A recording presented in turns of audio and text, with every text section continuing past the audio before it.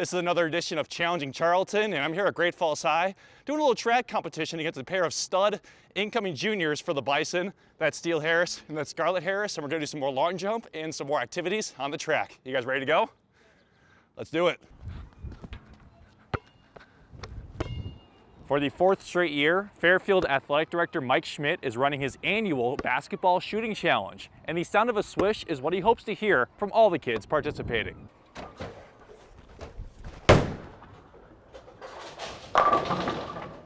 Well, I didn't get a strike, but Quentin Psycho, he gets a lot of them, and because of that, he's going to bowl in college.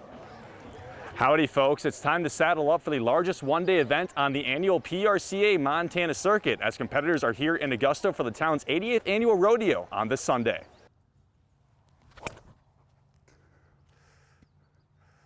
Well, I mean, that wasn't the greatest shot in the world, but us at KRTV, we had a team here playing today in the Putt4 Kids Golf Tournament on this Friday.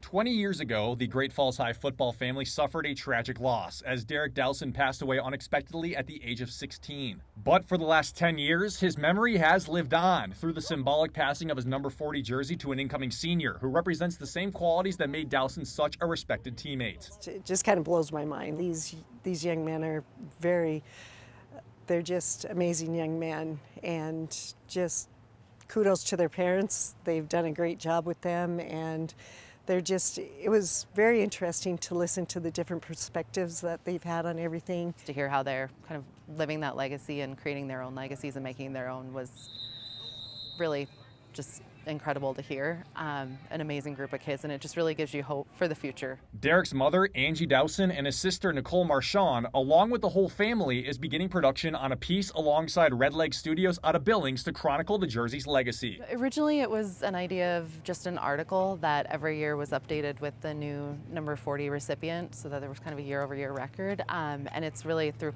conversations and sharing the idea around the 20th year of his passing and then 10th year of the legacy jersey that's really totally turned into this kind of documentary that's become a real thing that we're actually filming this week. They thought it would be a good story, so it's just been probably 2-3 weeks now, and it kind of just snowballed into this story. The Dowson family will interview all the previous number 40 recipients, whether in person or virtually. One of them is Jordan Comack, who said he still tries to carry on Dowson's legacy in his everyday life. I'd staying true to who you are. You know, I'm done competing in sports, but I still go to work every day. Still go to work every day early, leave late. I work hard every single day. I treat others right around me. I try to be a leader as much as possible. I try to be the best son I can be. I try to be the best brother I can be. I try to be the best teacher, coach that I can possibly be. This season, senior Coulter DeVos was selected to wear number 40. It feels good to know that my teammates will look up to me, and I'll do my best to be the best player I can be. Marchand said the family's goal is simple but meaningful. Help his legacy live on even longer, hopefully longer than all of us, and just really tell the story and hopefully inspire kids to want to be the best versions of themselves like he really brought out in people. And you know, if it inspires and changes one kid's life by hearing this story, I think that's what we're looking to do. The Dowson family and Red Leg Studios said they aim to have the documentary premiere sometime during football season and will be titled I Am Number 40. In Great Falls, Will Charlton, MTN Sports. Athletes from all over central Montana gathered Friday morning at Memorial Stadium for the annual CMR Area Special Olympic Games, and with that came a huge crowd, good competition, Let's go! Let's go! Let's hear it!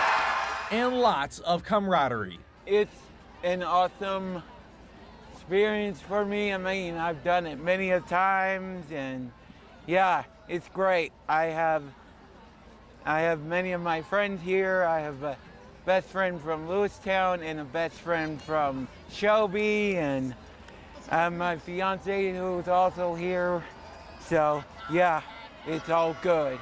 Getting to compete against other athletes from Montana and just being part of Special Olympics means a lot to me. Lots of energy and a lot of fans to come and watch and see us play.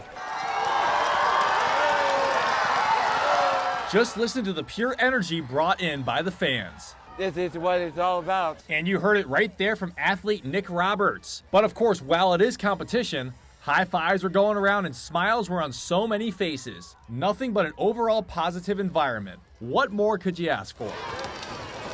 Another of the athletes, Jennifer Hill, wanted to pass along a message on how you can help out at events like the CMR Area Games. If anybody's interested in being involved for Special Olympics, contact my mom.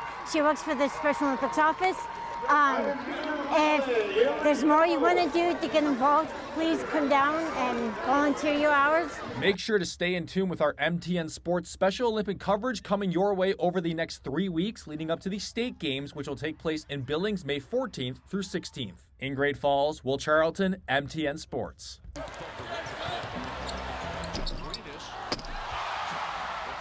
It was a long road for Montana native Josh Eustace on his way to becoming a first-round NBA draft pick for the Oklahoma City Thunder in 2014. Tell people I'm from Great Falls and they have no idea what that means, right? And so just everywhere that I went, I had to do just a little bit more, right? I had to do a little bit more, prove myself a little bit more just because of the place that I was coming from. You know, it was definitely an uphill battle in that sense. There were some days where Eustace said he didn't think it would be possible to make it being from the Treasure State. Thankfully, I had people in my corner that helped push me and helped keep me motivated, and then just finding it within myself to not give up. And you know, I never looked back and eventually was able to make the things that I always dreamt about happen.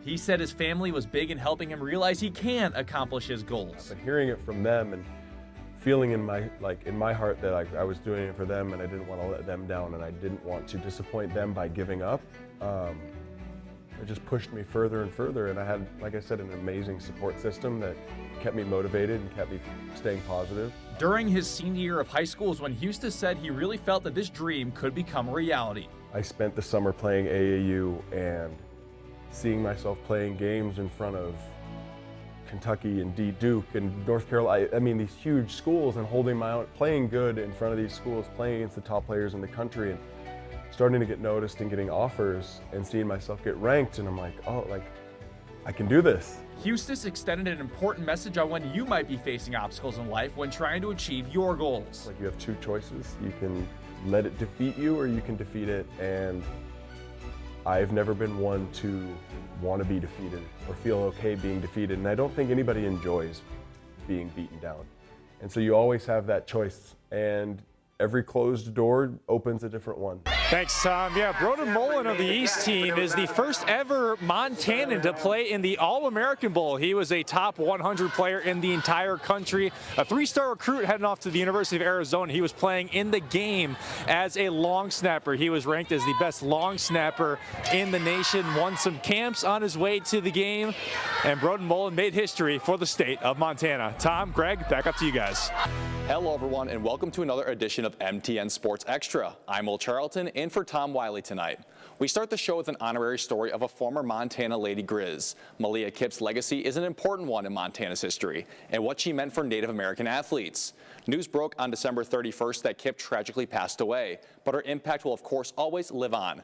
MTN's Kyle Hansen looks back at the life and legacy she leaves in the Treasure State. After a 21-3 regular season, resulting in a division championship in only the team's second ever campaign, the Great Falls Electric are picking up some serious momentum as the postseason of the basketball league has already started.